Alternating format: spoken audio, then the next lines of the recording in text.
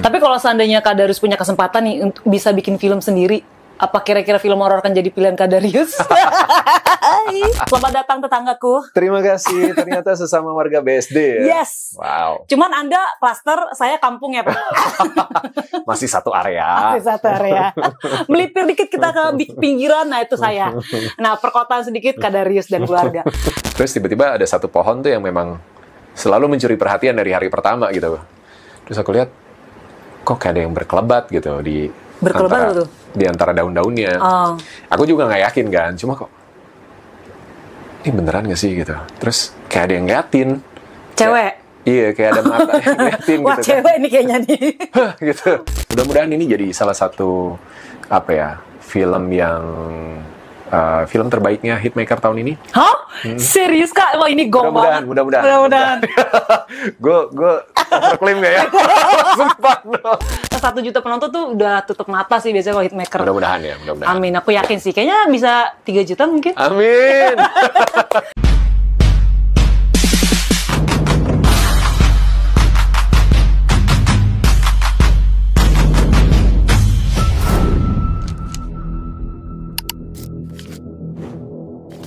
Balik lagi, baru gue Mora Show, a place to call home, welcome home, Darius Sinatria.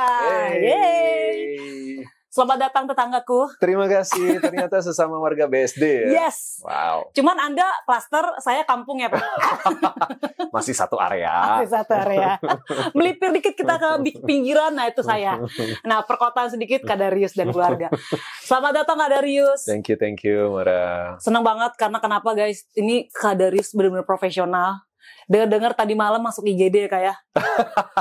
Lihat, tapi tetap profesional, do the best. Karena benar-benar totalitas ya Kak dalam pekerjaan. Iya, kewajiban. Dan kebetulan kondisinya sebenarnya nggak separah itu sih. Cuma memang udah butuh penanganan medis gitu ya. Jadi mau nggak mau, daripada hari ini nggak bisa ngapa-ngapain, jadi mendingan makin berasa sakitnya kalau di rumah nggak sih Kak?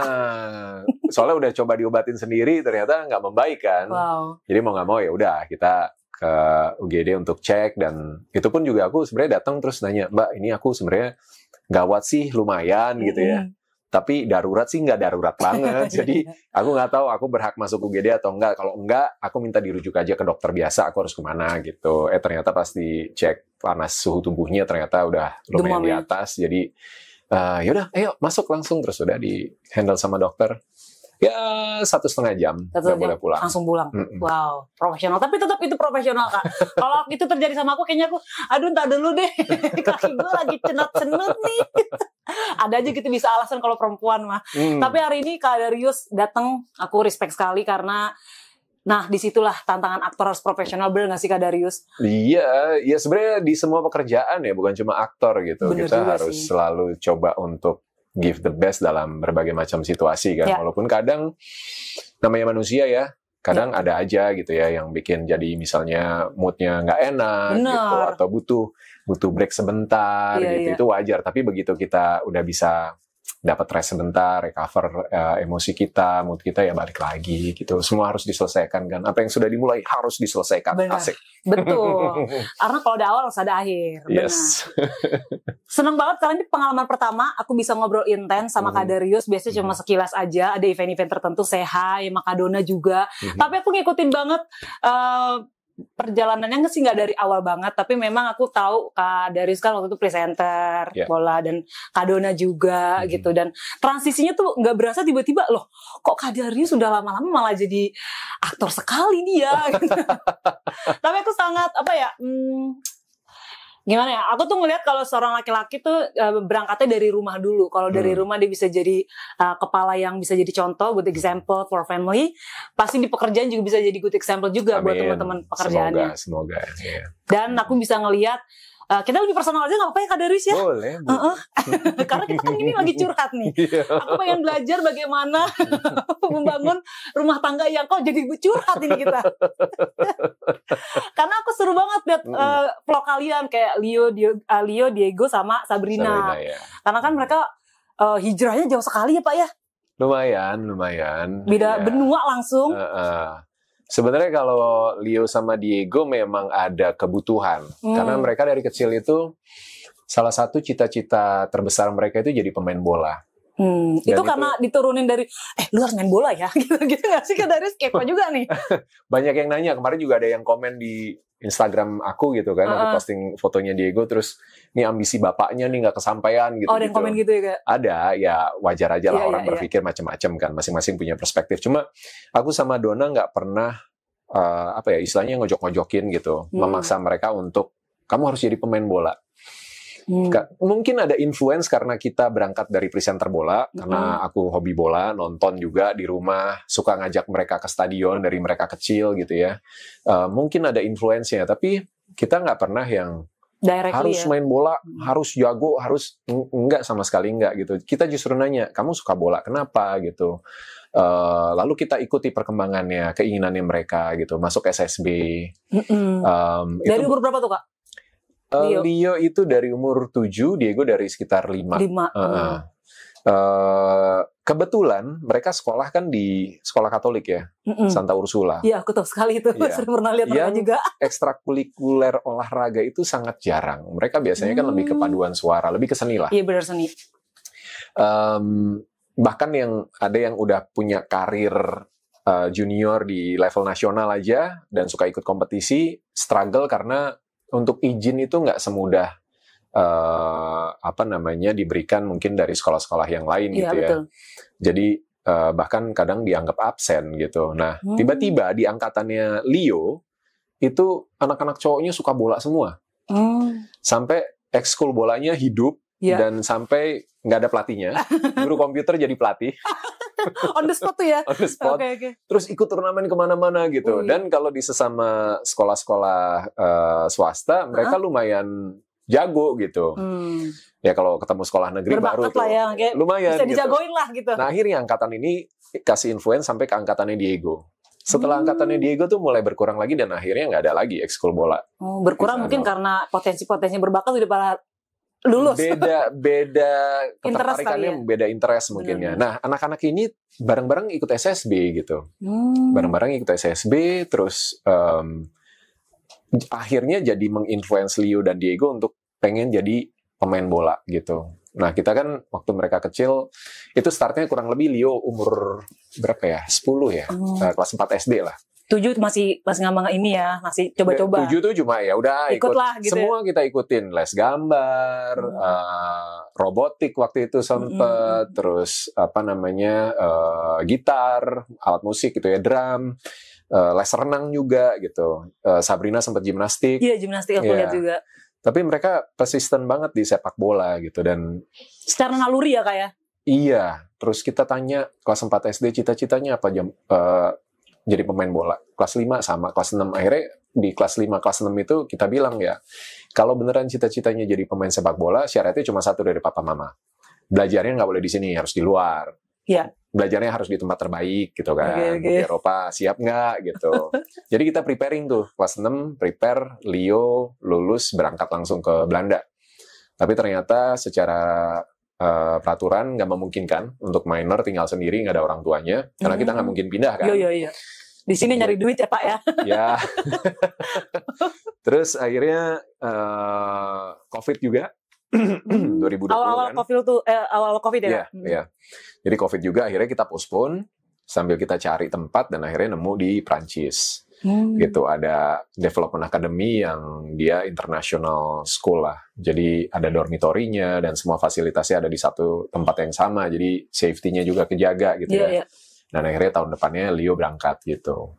Nah Diego nyusul tahun berikutnya.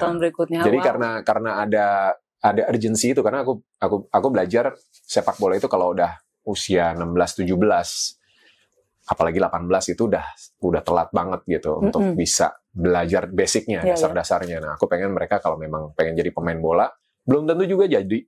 Dan aku nggak mengharuskan mereka untuk jadi gitu ya. Tapi aku pengen ketika kamu pengen berkarir, jadilah paling nggak mencoba versi terbaik diri kamu di karir yang kamu pilih. Aku sama Donna tuh nekenin ke anak-anak gitu. Jadi kalau kamu milihnya bola, ya kamu harus berusaha. Ya, do the best aja ya. Iya, kamu harus jadi jangan yang average. Ya. Karena ini masa depan kamu gitu kan. Ya. Yang ngejalanin bukan kita, tapi sebagai orang tua, kalau kita average aja, struggle-nya berasa loh. Jadi kalau kamu punya sekarang ya mungkin sebuah privilege ya bahwa orang tua kamu bisa bawa kamu ke Eropa, bisa nyekolahin kamu segala macam. Pakai itu sebaik mungkin, push diri kamu untuk try your best. Resultnya gimana? Ya udah, no regret gitu. Jadi nggak ada paksaan. Bahkan setiap tahun tuh kita evaluasi bareng. Pertanyaan aku, salah satu yang aku benar-benar pengen mereka jawab secara jujur adalah, ini masih jadi impian kamu nggak? Ini masih jadi sesuatu yang pengen kamu jalanin gak? Itu setiap tahun pasti ditanya. Setiap tahun, pasti kita review bareng-bareng. Karena mungkin kalau tahun pertama, jadi waktu berangkat ke Prancis itu, aku bilang sama Leo, this is one way ticket. Suka nggak suka, mau se-painful apa, jalanin sampai selesai. I will not give your return ticket before you finish it. Oke. Gitu. Dan kalau kamu misalnya sampai amit-amit nggak selesai dan minta pulang, there's no second chance. Oke. Jadi ini cuma sekali. Gitu. Tapi ketika kamu berangkat dan kamu bisa ngelewatin dan kamu mau ngejalanin, ya let's say 3-4 tahun lah kita di situ. Jadi aku ngelihatnya itu sebagai bridge lah dari orang Indonesia yang kultur sepak bolanya begitu besar, tapi secara youth development-nya mungkin masih ada gap yang besar sama, sangat jauh ya, terutama di Eropa ya. Dia harus belajar dulu nih sepak bola Eropa seperti apa, atlet profesional itu kayak gimana gitu kan, mindset-nya, habits-nya, dan lain-lain. Kalau kamu oke sama itu, karena jadi atlet nggak mudah, latihan setiap hari, capek, struggle, tiba-tiba cedera, harus balik lagi dari... recovery-nya lama. Nah, belum lagi nanti nggak dapat kesempatan di tim. Betul, tantangannya banyak juga ya Kak ya? Banyak sebenarnya, terus godaan sama mungkin... opsi yang lain, begitu makin gede kan makin wah ternyata ini ya lebih enak ini tetangga, ya gitu. Misalnya rumputnya lebih hijau ya. Bisa aja, dan aku sama Donna open, aku nggak mengharuskan bahwa lo udah gue bayarin lo harus ya jadi enggak gitu. Mahal ya sekolah lo, inget ya gitu. Karena buat aku ketika mereka mau ngejalanin prosesnya, struggle-nya dan mereka coba yang terbaik, itu yang akan jadi bekal mereka buat hidup nanti. Gitu. Dan setelah pegangan mereka ya. Dan setelah 3 tahun akhirnya kita review dan aku challenge, boy masih mau? Masih Pak. Oke, apa next step-nya buat kamu? Akhirnya kita sama-sama review dan kita mutusin bahwa it's about time untuk ninggalin si Development Academy dan mencoba untuk masuk ke dalam sistem sepak bola Eropa. Oke. Dan akhirnya pilihlah, dengan segala pertimbangan, pilihlah Portugal gitu. Oke. Wah ini kayaknya the next Ronaldo kali ya. Wah itu kan nggak ada yang tahu, Kak. Nggak ada yang tahu. Nothing is possible ya Kak ya. Karena wah Leo, Diego, kamu sangat diberkati sekali mempunyai orang tua yang suportif, bisa memenuhi kebutuhan, karena nggak setiap anak dapat kesempatan itu Kak. Iya. Tapi aku sama Donna mau support juga itu karena mereka. Karena mereka juga. Karena aku ngelihat konsistensi mereka, persistensi mereka, dan struggle-nya mereka. Aku selalu bilang kalau sama circle aku ya teman-teman gitu, karena beberapa juga suka nanyain kan. Diego itu bukan, kalau dibilang skill, anak-anak Indonesia itu rata-rata dari kecil skillnya udah luar biasa. Tapi karena sistemnya belum sebagus itu, jadi kurang beruntung lah gitu untuk bisa. Padahal berbakat ya Kak. Padahal berbakat gitu, diakui bahkan. Pemain-pemain kita yang nembus sampai ke Eropa dan akhirnya seharusnya punya peluang ya, potensi untuk jadi pemain di Eropa, sebenarnya kan yang benar-benar berangkat ya, dari zaman-zaman dulu lah, itu kan sebenarnya diakui skillnya gitu. Tapi kan pemahaman tentang kultur sepak bola di Eropa, lalu homesick-nya. Iya benar. Nggak ketemu nasi aja bisa jadi masalah loh buat orang kita. Dari kan? Makanan aja bisa jadi. Kan? Terus harus hidup sendiri, nggak ada orang tua, jauh dari keluarga. Sementara kita terbiasa hidup tuh bareng-bareng. Provide ada, semua gitu, dan mereka tinggal enak gitu selalu ya. ada keluarga lah gitu. Karena kayak Leo 3 bulan pertama tuh mungkin transisinya berat juga ya. Full, dia struggle juga ya. Cuma karena aku udah ingetin dia bahwa one way ticket, dia sadar bahwa ya percuma gue ngadu juga gitu kan. Jadi kita baru tahu setelah kita ketemu, habis kita tinggal tuh 3 bulan nggak ketemu, Desember baru ketemu, baru dia cerita. Baru ketika kita tanya, gimana boy? Are you okay? Ya, sekarang sih oke, udah punya temen gitu. Tapi sebelum itu ya, akhirnya dia cerita ya nangis ya apa segala macam gitu kan. Tapi dilewatin sendiri gitu. Nah itu yang aku pengen mereka belajar. Itu pelajaran hidupnya mereka lah gitu. Dan mereka bukan natural born talented player yang seperti rata-rata pemain di Indonesia gitu ya. Jadi memang harus kerja keras gitu. Dan aku ngelihat progresnya mereka cepat juga ya. Semakin optimis untuk support mereka sih gitu. Mungkin bukan sekarang, tapi in the long term, in the long process, mereka asal konsisten mereka akan achieve apa yang mereka impikan. Amin. Semoga ya Kak ya. Masih panjang Masih panjang. Karena mereka juga masih 17 tahun.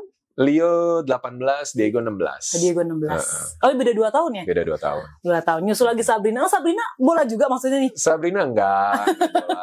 Kirain terlalu menginfluence juga abang-abangnya ini. Cuma karena mereka bertiga itu deket banget.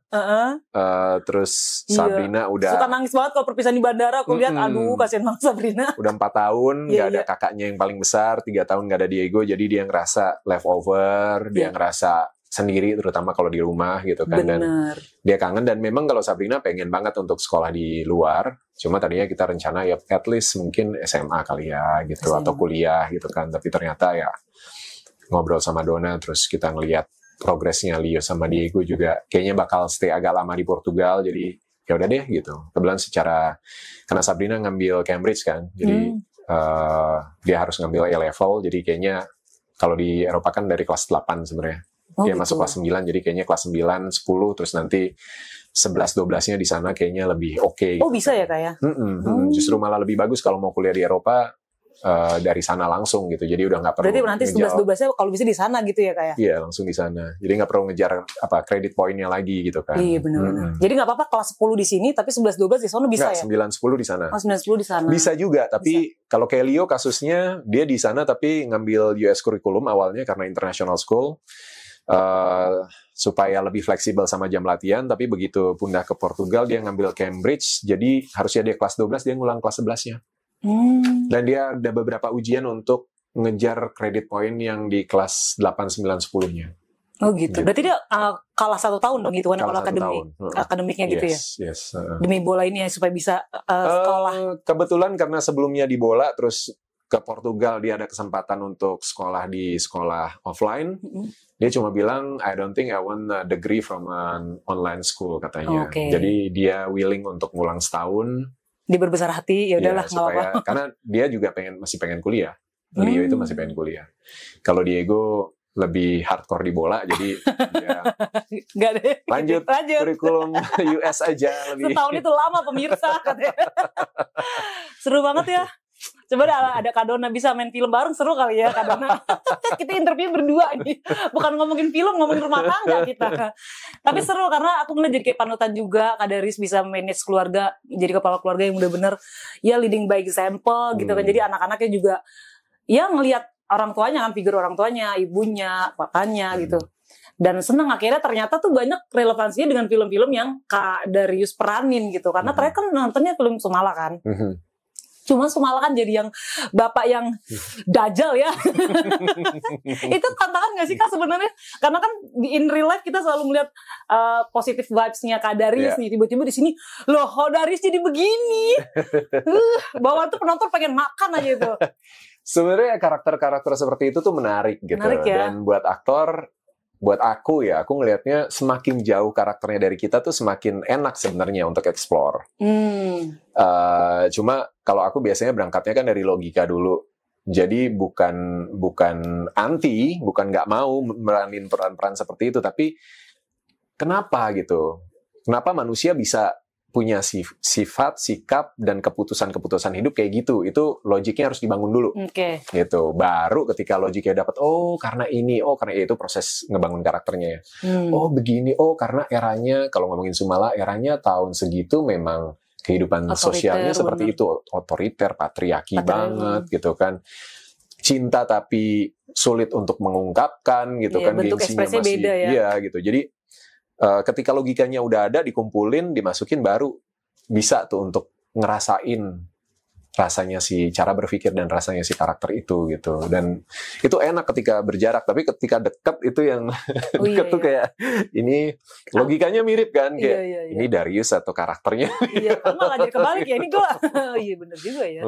Gitu. Tapi waktu itu kenapa sih awalnya ambil film horor mau gitu Kak Darius? Karena kan beda banget nih Kak Darius. Aku nggak pernah anti sebenarnya. Nggak pernah anti sama genre film. Dan Sumala itu jadi project pertama sama Hitmaker. Yang aku notice, Hitmaker itu selalu sayang sama project-projectnya. Walaupun mungkin horor selalu dipandang sebelah mata ya, tapi aku ngelihat Hitmaker bener-bener ngerjainnya itu sepenuh hati. Disayang banget project-projectnya. dari skripnya Dibedahannya gitu, lama ya. bicaranya tentang sebenarnya value di keluarga juga sih. Iya sih, banyak kan tuh hitmaker tentang keluarga gak sih? Iya. Yang lu namanya juga tadi begitu juga. Core-nya pasti keluarga Core gitu. keluarga, betul. Ada certain value yang mereka believe, dan itu dijadikan backbone ceritanya sebenarnya. Dikemasnya dengan horror, gore gitu kan. Benar. Tapi ngomonginnya intinya fundamental tetap family. Yes, tentang love gitu. Love, bener. Dan aku suka banget gitu ngelihat, terus karakternya karakter driven, sangat kuat gitu. Production value-nya dijagain bener-bener. Kita nonton itu bangga lah. Wah, iya. Dan gore nggak kaleng-kaleng, Kak. Iya, gue bisa Soraya terlibat di project yang sekeren ini gitu. Visualnya selalu megah kalau hitmaker mah. Jadi setuju nggak sih, Kak Darius? Setuju banget sih. Dan itu kan jadi alasan untuk gabung gitu akhirnya. Karena kalau tawaran kan sebenarnya banyak. Iya. Selalu ada. Bukan gitu. sombong ya guys ya, emang banyak nih. Iya. Iya, emang banyak. Terdengar sombong ya? Enggak sombong guys. Itu memang banyak tawaran kalau orang bagus. Cuma kita harus milih lah. Bener, kita harus milih gitu. Kita harus apa namanya? Aku pengen, karena kita kerjanya pakai hati kan. Bener-bener. Kalau nggak main kuantitas aja ya. Iya, kalau rasanya dari awal udah enggak, terus gimana kita mau mainin yang bagus gitu, gimana kita mau ngasih yang terbaik gitu kan, gitu. Jadi ya cukup beruntung untuk bisa gabung sama Hitmaker dan mainin salah satu tokoh yang menurut aku juga krusial juga, kuat banget di Sumala, dan sekarang lanjut di project ketiga berarti. Kemarin ada series juga kan. Oh, series. Oke. Udah rilis ya, Kak ya? Udah tahun lalu rilis. Oh, tahun lalu. Yeah. Oke. Dan sekarang yang project ketiga bersama Hitmaker. Yes. Getih. Ireng apa Ireng sih, Kak? Ireng. Ini sebenarnya ceritanya tentang apa nih, Kak? Aku sempat baca beberapa threadnya yang Zero Point juga kan. Yeah. Karena aku juga ngikutin Zero Point beberapa thread yang lagi tayang juga di bioskop. Yeah. Dia lumayan cukup detail juga sih untuk hal-hal yang kayak pedesaan yang bener-bener latar ceritanya tuh yang bener-bener 50-an, 70-an gitu. Nah, kalau ini latar ceritanya gimana nih, Kak? Ini latarnya tahun 80-an. 80-an di salah satu kota di daerah Jawa.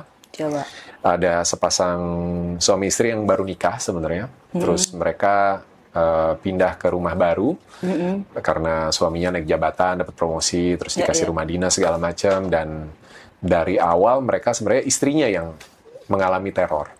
Tapi suaminya tuh kayak denial karena dia logic banget. Dia nggak percaya sama hal-hal seperti itu gitu. Sampai akhirnya dia ngeliat sendiri, ngerasain sendiri, dan yang bikin serem dan sedih adalah yang dikejar ternyata calon keturunan mereka. Jadi akhirnya istrinya seperti yang di trailernya itu ya, Kak ya? Keguguran, nggak bisa hamil, nggak bisa punya anak. Begitu punya anak, anaknya juga ada gangguan lah gitu, dan terornya makin parah sampai akhirnya nanti ditonton di dan katanya denger-denger di lokasi ada kejadian aneh ya. Wah, syutingnya di mana sih, Kak? Kita syuting di lokasinya Jawa tuh ada di Lembang. Di Lembang mungkin sekitar 85% ya. Oh, dominan di sana. Terus ada di daerah Bandung Kota. Jakarta juga ada? Jakarta, Bogor, di Bogor. Oh, Bogor. Bogor sama daerah Tangerang. Oh, itu nggak enak banget sih, syuting di daerah... Yang mana tuh yang paling gak enak, Kak? Lembang ya? Bukan, kalau Lembang dingin. Oh, dingin. Awal-awal sih menyiksa ya, cuma lama-lama terbiasa suhu ya? Kan, suhu. Terus kita harus syuting sampai pagi, Tapi kalau yang dingin gitu. yang bedanya itu gimana? Dingin yang bikin merinding, ada yang gimana itu, Kak? Itu juga aneh sih, karena aku selama ini kan syuting beberapa film horor nggak pernah ada kejadian aneh-aneh kan ya. Aman-aman aja. Gitu. Padahal ya. Tapi doa dulu kan semua tetap kayak biasa kan? Pasti. Sebelum syuting kan kita pasti selamatan, tumpengan, ada Pak Ustadz yang mimpin doa sama-sama gitu. Karena kan niatnya walaupun horor tapi kan tetap kita niatnya baik kan. Kita bekerja buat keluarga kita, buat kasih tontonan yang seru buat penonton juga gitu. Dan so far sih aman-aman aja ya. Kecuali yang di Ireng ini ada 3 kejadian. Ini personal apa? Yang aku ada di situ, ya aku alami dan aku ada di situ. Yang pertama itu sekitar masuk minggu kedua terakhir syuting, kita udah mulai masuk syuting sampai pagi tuh, sampai subuh kan. Itu sekitar jam 3 pagi, habis take di dalam, terus mereka setup kamera untuk next shot gitu kan. Nah, Aku kebetulan keluar ke teras. Kita syuting di tengah perkebunan teh, di rumah zaman dulu lah ya. Oke. Terus di depan teras itu, di depan halaman itu kebun teh dan ada beberapa pohon besar gitu di antara Ini yang di Bogor kebun-kebun nih, teh. Kak? Di Lembang. Oh, Lembang. Di Lembang. Nah, lagi ngobrol-ngobrol nih sama beberapa pemain yang lain, terus tiba-tiba ya ngeliat gitu kan ke kebun teh gitu. Karena kan city light tuh kelihatan gitu Iya, kan. kelihatan semua. Di atas banget dong berarti ya? Di atas banget, di atas banget. Terus tiba-tiba ada satu pohon tuh yang memang selalu mencuri perhatian dari hari pertama gitu. Terus aku lihat, kok kayak ada yang berkelebat gitu di Berkelebat antara, tuh? di antara daun-daunnya. Oh. Aku juga nggak yakin kan, cuma kok ini beneran nggak sih gitu. Terus kayak ada yang ngeliatin. Cewek? Iya, kayak ada mata yang ngeliatin Wah, gitu cewek nih kayaknya nih. kan. Gitu. Udah Wujudnya gimana, Kak? nggak terlalu jelas, tapi ya cewek lah, Seperti rambutnya panjang segala kayak macam. ngeliatin kita gitu ya? Kayak ngeliatin gitu. Terus ya kan, aku nggak tahu perasaan itu muncul emang kayak gitu ya kalau ngelihat gitu kan. Aku nggak tahu, pernah ngeliat kayak freeze terus kayak Oh, kalau direct nggak, tapi kalau sentuh-sentuhan tuh aku berasa. Kalau kayak visual nggak. merinding gitu kan, gitu. Terus Ini bener-bener visual banget. ini visual gitu kelihatan. Oke. Terus enggak, mungkin cuma pikiran gitu kan, karena syuting sampai pagi segala macam. Udah aku ngobrol lagi gitu, ngeliat ke sana udah nggak ada gitu kan. Mungkin cuma daun gitu. Awalnya mikirnya kena lampu, cuma aku perhatiin nggak ada lampu di luar, orang kita sini di dalam semua gitu kan. Terus ya udah syuting sampai jam 6:30, jam 7, terus kita pulang ke hotel, sarapan, mandi, tidur lah gitu. Tidur sekitar jam 10-an ya. Oke. Perasaan udah gak enak nih. Ketindihan. Udah ketindihan bener-bener. Ketindihan. Jadi bener-bener kayak bangun Freeze terus gitu. nggak bisa gerak gitu kan, yang Ya nggak bisa terus gerak badan gitu ya. kayak apa, ada di dalam air gitu, suaranya kayak kita tenggelam ke dalam air gitu kan. Terus Teriak nggak, Kak Darius? nggak bisa, Nggak bisa. kan nggak bisa gerak, nggak bisa ngomong, jadi Kayak ketahan gitu ya? mata gitu. Oke. Terus ya baca doa gitu Iya. kan. Terus aku kan sempat baca juga bahwa itu sebenarnya Alam salah bawah satu apa namanya syaraf kita lah gitu, karena Oh, capek iya. atau apa gitu kan. Ya udah berpikir positif aja kan gitu. Cuma yang anehnya lagi adalah setelah kejadian itu nggak lama di bawah tempat tidur aku tuh kayak ada yang jalan-jalan gitu. Kan tempat tidur bed cover gitu kan. Oke. Spray bed cover Oh, kayak gitu. ada pijakan gitu ya, Kak? Enggak, dia kayak Di bawah. Oh, ada gelombang. jadi dia kayak Oh gitu. Kayak kita masas Sampai- gitu ya, Kak ya? sampai ke tangan gitu. Kan masas ada kayak gerak-gerak tuh.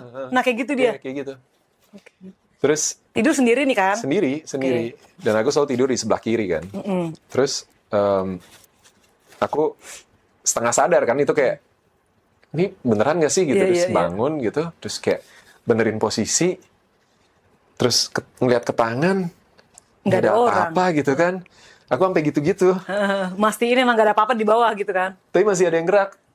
Oke. Akhirnya baca doa lagi baru hilang. Baru hilang. Teman-teman juga ngalamin kayak gitu juga? Tempat tidur? Enggak, aku Dan- doang. Oke. Gitu. Ya nggak tahu ya. Kan itu selalu jadi Aku pertanyaan. juga pernah yang- kayak gitu, tapi bukan bergelombang. Dia tuh kayak napak gitu loh, Kak. Oh, kayak Jalan, oke. kayak jalan anak Di umur bawah 5 berarti, tahun. di bawah atau di tempat tidurnya? Di tempat tidur. Oke. Misalnya aku lagi tidur sendiri nih, ini kan buat 2 orang ya, aku tidur sebelah kiri juga sama kayak Kak Darius. Nah, sebelah sini kayak ada yang jalan, tek, tek, tek, terus ke arah aku. Kayak kaki umur-umur 5 tahun lah gitu. Jadi pijakannya berasa banget kecil. Oke. Pas aku mau buka juga takut. Nah, di situ Kak Darius buka mata nggak? Buka mata. Oh, buka mata, berani ya. Kalau aku kadang suka nyariin gitu kayak. Make sure aja gitu ya, ini halu apa gue memang ada sesuatu Karena yang dulu nggak beres waktu nih. SMA pernah ketindian itu pertama kali, dan pas aku buka tuh ada kayak rambutnya di atas gitu. Oh my goodness. Wah. Kayaknya Kak Darius punya aura-aura roh-rohnya itu ketarik ya. Kayaknya ini menarik nih kata si setan. Gitu. Jadi ya udah, tapi Udah tau lah, akhirnya buka udahlah mata gitu berani kan. gitu ya. Udah gitu. Udah nggak ada yang gerak lagi, ya udah aku tidur lagi. Lanjut lah, capek kan. Iya, Jam iya, 1 iya. bangun terus siap-siap berangkatlah ke lokasi gitu. Oke. Gitu udah. Nah, kejadian kedua dan ketiga itu ada 2 pemeran, Kak Titi. teman-teman aktor, satu Om Bambang Uban, satu lagi Sarah Wijayanto. Itu Kasara juga kena. Wah, apalagi Kasara nih ya. kalau mereka lebih ke accident sih. Jadi Om Bambang tuh pelipisnya sobek sampai harus dijahit. Oh my god. Iya, kalau Sarah sikutnya sobek. harus dijahit juga. Oh, maksudnya ini nggak ada kaitannya sama mistis? Apa ada? Nggak ada kaitannya sama mistis. Oh, oke. Ya. Kira ada part 2 nih, setannya benar-benar keterlaluan nih, apa yang benar-benar robekin. Nggak ada sih, nggak ada ya. Nggak ada kaitannya sama mistis. Tapi karena ya itu gore-nya ini kali ya. Insiden. Ada action juga nggak sih, Kak? Iya, ada action ya. Ada battle-nya juga gitu dan beberapa adegan memang sebenarnya nggak beresiko. Kenanya justru lagi adegan-adegan yang nggak sulit gitu. Cuma ya ternyata ya namanya. Iya, namanya lokasi kan nggak bisa diprediksi juga ya kan. Kadang kejadian aja kan. Sesuatu yang itu tuh udah dihindari dari awal gitu, malah kejadian gitu. Adegan fighting yang itu tuh, padahal kecil ya. Jangan sampai gitu kan, kejadian ternyata gitu. Tapi Kak Darius pas adegan fightingnya aman? Apa nggak ada asinnya? Biru-biru memar-memar ya pasti. Oke. Nah kalau kita ngomongin film nih Kak Darius, aku kan juga sempet nonton series Kak Darius juga ya. Kalau kita ngomongin horor kan biasanya selalu jadi suami kan. Banyak tuh suami kalau di series biasanya yang cukup menantang ya. Terus kalau yang di horor ini menantangnya apa nih Kak? Selain actionnya yang main cukup Getih Ireng ya. Getih Ireng itu sebenarnya karakter Pram itu namanya Pram ya, Pram Prasetyo. Buat aku Pram itu ada beberapa elemen di sifatnya dia tuh aku punya juga gitu. Oke. Nah itu yang kadang saat acting bedainnya. Iya, ini saat acting sih udah enggak ya, tapi saat persiapan gitu kita lagi reading gitu, ini Pram atau Darius gitu. Kayak ada tuh rasa-rasa gitu. Ya? Dan buat aku itu justru jadi alarm bahwa oh berarti aku belum siap bener untuk masuk ke dalam karakternya. Aku harus nyari lagi, harus ngegali lagi sampai nggak ada pikiran kayak gitu. Jadi prosesnya justru malah butuh waktu lagi untuk ngedalamin lagi, untuk masang logikanya si Pram lagi. Gitu. Berarti tetap fundamentalnya logis dulu ya. Ini karakter ini yang gue masuk seperti ini nih. Kalau aku begitu, aku gitu ya? Harus dapat dulu logisnya, alasannya apa supaya reason untuk melakukan hal-hal itu tuh sampai. Iya. Karena kalau enggak kita jadi ragu kan. Benar. Aku jadi ragu dan di kamera juga ragu, berasa sih Kak. Berasa. Lawan main kita juga nggak berasa. Kita aja berasa gitu. Iya benar. Nggak gini. Iya. Nah kalau horor ini kan biasanya syutingnya cukup melelahkan banget ya. Maksudnya banyak adegan-adegan tuh yang sebenarnya simple tapi ternyata pas eksekusi tuh cukup berat ya. Nah gimana tuh Kak Darius ngejaga energi? Di Getih Ireng itu treatment Mas Tommy Dewo karena pengen bener-bener ngasih yang terbaik ya sama Mas Bagus juga di OP kita. Jadi memang shot-shotnya itu bener-bener dipikirin dan desain untuk memanjakan mata penonton nanti di bioskop gitu. Jadi semuanya pasti butuh waktu yang lebih lama gitu. Kita sih nggak capek-capek banget sebenarnya, kecuali kurang tidur ya udah pasti lah. Itu kan tantangannya kan. Bener. Tapi ketika take rata-rata take-nya cepat karena kita udah tahu apa yang mau dikerjain, apa yang mau diambil.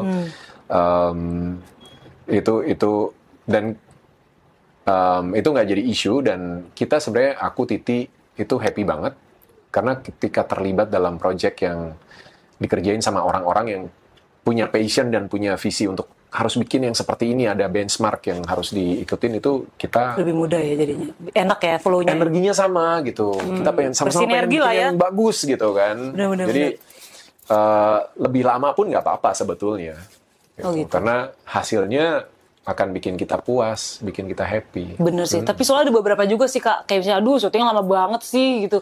Ada yang sampai 30-40 hari yang harusnya mungkin bisa 21 hari, kan 9 hari juga berharga ya. Karena kan aku malah kalau di Getih Ireng, aku bilang sama stradanya, nih kayak kita kurang 5 hari. Kalau kita punya 5 hari lagi, kita akan bikin yang lebih keren lagi gitu. Karena kita karena kadang keterbatasannya jadinya di waktu kan. Bener. Kayak kita syuting malam, kayak cuaca dan lain-lainnya. Ya cuaca juga, tapi untungnya kita nggak terlalu terpengaruh sama hujan ya. Hujan tuh minor banget. Untung udah bukan musimnya. Tapi kalau kita punya waktu kayak 5 hari lagi, aku harusnya yakin gitu ya, energinya akan bisa kita save untuk bikin sesuatu yang lebih lagi gitu. Akhirnya kan mau nggak mau ketika matahari udah terang, ya udah deh, dimaksimalin aja yang ada. Akhirnya mungkin ada beberapa treatment atau shot yang ya udah nggak sesuai kayak nggak retake gitu ya, visi awalnya gitu kan, nggak sespektakuler kalau kita punya Tapi ya itulah produksi dinamikanya seperti itu. Tapi itu jadi tantangan juga nggak sih Kak untuk sisi production house gitu, Hitmaker kan bener-bener mikirin banget secara visual, tes, storyline, cast-nya juga bener-bener diperhitungkan gitu. Itu jadi pressure juga nggak sih Kak sebenarnya kalau sebagai aktor, aduh jangan sampai nih gue harus bener-bener nampilin terbaik nih makanya. Itu justru jadi hal yang bagus karena itu spiritnya kan pengen bikin yang kita punya benchmark dan nggak boleh di bawah itu.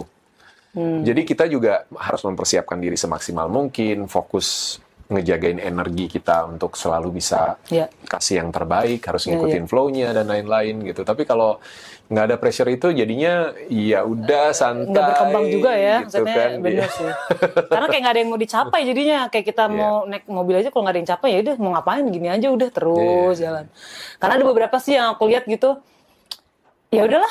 Yang gue kerja sebatas kerja aja tapi nggak put. Nah itu kadang mungkin bisa terjadi ketika misalnya ngelihat lingkungannya ya seperti itu gitu kan, nggak ada achievement yang pengen atau sesuatu hal baru yang pengen dicoba, bahkan mungkin ya sorry to say ya, tapi kadang dari baca skripnya, aduh skripnya kok gini nih, harusnya kita belum syuting nih, masih harus ada final draftnya gitu, kadang ketemu yang begitu gitu. Ada juga situasi itu ya? Iya, pengen gitu, kalau lagi ngobrol misal sama director terutama ya gitu ya, kita harus bikin yang bagus ya, tapi gimana ini? Banyak adjustment-nya ya? Ada gitu kan, ada gitu. Tapi ya janganlah, maksudnya bikin film itu kan nggak murah ya, dan nggak mudah, melibatkan banyak orang. Jadi beruntung sih kalau bisa dapat project yang... Lingkungan kerjanya juga bersinergi ya kayak? Iya. Kita kerja juga jadi flow-nya enak ya? Ya dinamika ya, itu bisa enak nggak enak, tapi achievement-nya kita setia sama skrip, setia sama apa yang udah kita pengen bikin dari awal aja gitu. Oke. Tapi kalau seandainya Kak Darius punya kesempatan nih untuk bisa bikin film sendiri, apa kira-kira film horor akan jadi pilihan Kak Darius?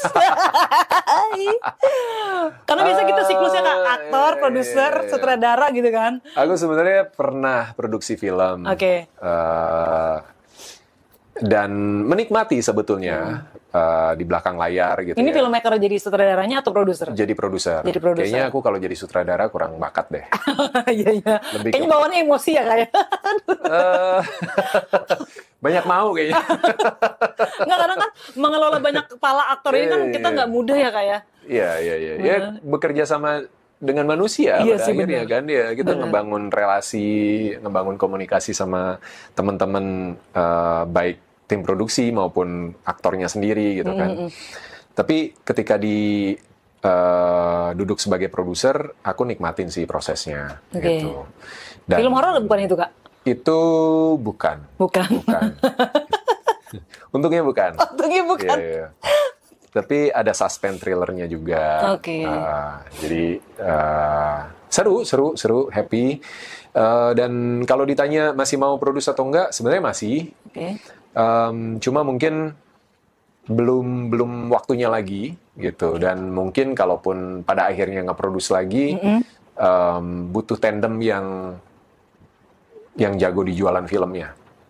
Gitu. Jadi kebayangin misalnya ada Hitmaker gitu kan. Hitmaker dia udah ya Pak Rocky udah punya tim, udah apa jalur distribusi dia udah kuasain gitu kan. Nah, I would love to join in one of his project as a producer gitu, aku oke gitu. Tapi kalau harus sendiri kayaknya nggak sanggup sih. Karena beda dunia tuh. Bikin sama ngejual itu beda. Dua hal yang berbeda. Ya. Betul, dan dua-duanya sama-sama sulit Kak. Sama-sama sulit. Dan apalagi kalau jalanin dua-duanya, waduh. Iya. Pecah kepala saya.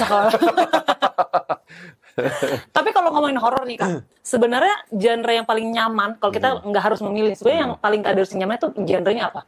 Karena kan drama aku udah sering ngeliat Kak Darius. Gue suka banget nih dah kalau genre ini sikat gitu. Sebenarnya kalau horor itu buat aku capeknya pas peak emotionnya itu capek banget. Peak emotionnya. Jadi menuju ending, menuju klimaks. Karena intensnya naik tuh ya. Intensitasnya tinggi kan, dan itu kan kadang sequence-nya bisa mungkin 1/5, 1/4 dari filmnya sendiri. Terus kita harus ngejaga tuh mood-nya. Nah, enak ketika kita misalnya syutingnya apa istilahnya urut gitu. Jadi dari kan awal bisa ada yang flashback gitu ya. Tapi kalau misalnya nggak dapat privilege itu, syuting lokasinya loncat-loncat dan kita harus maju mundur, capek loh itu continuity bener, emosi. Bener. Wah itu. Karena dari Marah ke Sidi aja udah capek Kak. Iya, Apalagi makanya, yang benar-benar storyline-nya kita mundur ke belakang dulu. Iya. Scene ini lagi. Ya, makanya nggak boleh ngeremehin sih. Oh, mentang-mentang Udah jam aktor terbang yang gitu ya. mainnya film horor terus dia actingnya nggak bagus, enggak. Sama susahnya kok gitu. Mau drama, mau action, semua punya tantangannya sendiri gitu. Benar-benar. Bentuknya aja yang berbeda, bentuk emosinya yang berbeda, treatment yang berbeda karena masing-masing punya kebutuhan kan. Gitu. Tapi semua sama-sama pakai rasa, pakai hati ngerjainnya gitu. Gitu. Tapi buat aku yang paling berat adalah ngejaga itu. Intensitas emosinya itu ya. Emosi, dan kita harus pinter untuk Maintain ya. ini masuknya di mana, tengahnya di mana, endingnya mau sebesar apa gitu. Kalau enggak kecepatan, terus kita udah habis energinya untuk di ujung itu. Bener. Penonton juga berasa sih Kak, kayak biasanya kan kayak terakhir kan pas Sumala tuh, dia udah yang si bocilnya kan lumayan cukup intens juga dia walaupun bukan sebagai orang tua dia naik terus kan dia awalnya kan jadi bener-bener polos, itu kan naik terus selama sampai ending. Nah kebayang kita ngomongin Sumala ya, dari Sumala. aku kabur pertama, minta tolong warga, sampai balik nemuin istri meninggal, sampai akhirnya scene ending itu panjang banget. Panjang kan. Capek. Dan itu sempat break 2 minggu karena Lebaran. Oh. Jadi kayak pas ngerimain lagi. Ya, bangun lagi dari nol Kayak, gitu dong ya. gitu. Rasanya udah Ya, ada lupa bedanya gitu ya, dan butuh waktu untuk bisa Nge-build recall lagi lagi. ya, recall lagi. Jadi itu tantangannya ternyata jadi aktor ya, susah. ampun. Tapi Geti Ireng ini berarti pas polanya hampir sama nih kayak Sumala untuk intensitasnya ya, karena kan dia keguguran. Kita juga belum tahu nih kegugurannya beberapa kali, karena kalau dari trailernya kita lihat setiap hamil katanya gugur, setiap hamil gugurin sama si wujud ya kayak kakek itu ya. Nah itulah yang akan menjadi apa namanya krusial si bayi itu sendiri ya. Dan si suaminya akan lebih naik lagi tuh nanti emosinya ketika karena di awal karena udah ngeliat. Di awal dia nggak percaya. Jadi teror itu mungkin kalau ada Titi bisa cerita dari sudut pandangnya dia ya. Tapi kalau aku boleh mewakili sedikit, buat Titi dari scene pertama dia udah ngerasain teror itu. Dari scene pertama itu udah ngerasain dari opening lah ya, udah ada sesuatu yang aneh. Pas mereka pindah gitu kan baru. Sebelum bahkan. Mereka baru mau menikah itu udah. Oh yang mimpi itu ya? Bukan, sebelumnya? Yang ngelihat cermin retak. Oh cermin ya? Gitu, itu dia udah ngerasain, terus eskalasi terus, tapi kebayang emosinya dia, suaminya nggak percaya, dia udah digangguin, dia udah ngelihat wujud kakeknya, suaminya tetap nggak percaya. Iya. Itu kalau di dunia nyata tuh kayak gimana tuh Kak? Kadona selalu udah bisa, udah ditinggal. Kata Kadona, Darius gue udah ngeliat di kamar mandi lu gak ngerasain gitu. Enggak, santai aja, kaca kali itu bayangan gitu ya. Perasaan kamu aja. Perasaan kamu aja kali. Denial. Nah itu bayangin tuh di realitanya kayak gimana ya, seru juga ya. Tapi akhirnya Geti Ireng ini bakal rilis di tanggal 16 ya Kak ya? 16 Oktober 2025 di bioskop, yes. Nggak sabar sih, karena aku pengen lihat karakter Kadarius kalau di Sumala jadi antagonis. Di sini akan kita nggak tahu nih ada plot twistnya kah? Kita nggak tahu. Di sini beda era itu sangat membantu. Beda era, tapi tetap jadi bapak-bapak Jawa. Bapak-bapak Jawa tetap. Cuma udah beda era, jadi cukup. Harusnya sih penonton nggak akan ngelihat karakter Sujiman di Pram ya. Harusnya enggak ya. Soalnya kemarin alisnya sama matanya kuat banget make upnya. Kan pakai eyeliner. Iya. Karena di era waktu itu kan memang seperti itu ya, pakai celak. Tahun-tahun 90-an, 1900-an sampai ke 40-an tuh masih kan. Iya. Kalau di sini nggak setajam itu lah ya. Enggak. Di sini jadi bapak-bapak normal. Bapak normal. Bukan yang dajal ya terakhirnya. Kadang suka ditipu juga nih penonton. Twistnya ternyata, dalangnya dia juga ternyata. Ternyata mungkin warisan. Tapi walaupun ada twistnya juga. Ada twistnya juga. Aduh, makin penasaran tuh. Tanggal 16 Oktober. Dari sudah nonton belum ininya, FGD-nya? Belum juga. Penasaran juga. Iya. Tapi kalau ngintip sedikit-sedikit waktu ADR, waktu dubbing. Oke. Berarti kalau aktor memang benar-benar belum boleh juga ya kayak kalau di belakang layar tuh belum boleh sebenarnya. Tergantung sih. Biasanya suka ada produser yang ngajak nonton gitu ya. Tapi nggak selalu. Karena kadang proyeknya begitu selesai langsung masuk ke bioskop. Oh iya betul. Oke, sebelum kita closing Kak. Yes. Kira-kira kenapa nih penonton harus nonton proyek Kakek yang terbaru Geti Ireng? Yes. Udah pasti karya-karyanya Hitmaker itu pasti ditunggu sama fanbase-nya. Yes. Dan ini akan memuaskan dan menghibur kalian semua. seperti project-project hitmaker lainnya, dan mudah-mudahan ini jadi salah satu film yang film terbaiknya hitmaker tahun ini. Hah? Serius Kak? Wah ini gong banget. Mudah-mudahan. Gue overclaim gak ya? Sumpah, no. Nggak, tapi bagus. Aku happy ngelihat gambarnya, aku happy, dan karena aku tahu ngejalanin prosesnya ya. Yeah. Se-passionate itu Mas Tommy Dewo sama Mas Bagus untuk bikin sinematografi yang akan memanjakan mata kita. Pokoknya udah trust deh kalau hitmaker masalah CGI, visual, dramanya juga drama, kuat, gitu. Gore-nya apalagi nggak usah ditanya. Luar biasa dan plot twistnya wow. Jadi kalian harus nonton, sayang banget kalau nggak ditonton ya. Seru banget nih. Berarti harapannya apa nih dari penonton reaksinya? Karena kan kita pikir wah ini udah bagus nih, kayak penonton bakal suka. Kira-kira reaksi harapan dari Kak Darius seperti apa nih di Getih Ireng kali ini dibandingin film horor Kak Darius yang lainnya? Sesuatu yang berbeda. Iya, mudah-mudahan bisa ngehadirin sensasi yang beda ya, sensasi yang baru gitu. Karena setiap film kan berdiri dengan fingerprint-nya sendiri, dan menurut aku Getih Ireng punya kekuatannya sendiri.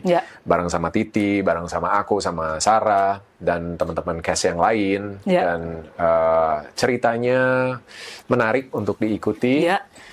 Karena dari thread-nya itu ini ya. Thread-nya aja sebenarnya kan udah seru banget view. Kan. Iya, seru banget. Betul. 0 point emang selalu jutaan sih. Wah, makin gak sabar. Kalau bisa sih gue antar malam nonton ya, kalau boleh Kak Darius. Boleh tanya Pak Rocky. Gak sabar buat review juga, karena aku sering bahas di TikTok, itu paling banyak kalau aku live sama bikin konten ya Kak, bahas film, hitmaker itu komennya paling banyak, sumpah. Kayaknya aku karena baru, terus baru ngerasain dan ngikutin juga beberapa film hitmaker lain selama 2 tahun ini, jadi ternyata hitmaker tuh udah punya fanbase ya. Banyak yang memang nungguin proyeknya berikutnya apa gitu, dan itu kan ekspektasi mereka harus selalu dipuaskan. Mudah-mudahan di Getih Ireng. Kayaknya pressure di nama juga nggak sih? Pressure udah pasti. Hitmaker ya kan? Kalau nggak hit gimana nggak box office? Tapi 1 juta penonton tuh udah tutup mata sih biasanya kalau hitmaker. Mudah-mudahan ya. Amin, aku yakin sih. Kayaknya bisa 3 juta mungkin. Amin. Dari selanjut lagi nanti project kedua berikutnya, keempat malah ya Kak ya. Iya, bareng sama hitmaker. Semoga panjang kerjasamanya dengan hitmaker. Amin. Karena kita senang dengan karakter-karakter yang dimainkan Kak Darius di film horor, karena fresh juga, nggak bapak-bapak yang seperti pada horor pada umumnya. Dan ngasih penonton sesuatu yang hal yang unik, karena jarang laki-laki memerankan karakter yang seperti itu, yang mungkin gak akan bisa diperanin selain Kak Darius yang peranin. Gue udah mulai peres nih kayaknya. Overclaim. Oh ini gak apa-apa karena subjektif. Gak ada tendensi soalnya. Tapi gue makin gak sabar, teman-teman pokoknya jangan lupa untuk nonton film Getih Ireng yang bakal tayang di seluruh bioskop mulai tanggal 16 Oktober. Akan ada Kak Darius, Titik Kamal, Sarah Wijayanto, dan teman-teman lainnya. So, jangan sampai ketinggalan nonton di hari pertama, dan ajak teman, ajak keluarga ya Kak ya. Di-share nanti, kalau kalian happy, di-share, diajak teman-teman yang lain untuk nonton juga. Thank you Kak Darius. Terima kasih Mara, sukses selalu. Sama-sama, thank you Kak.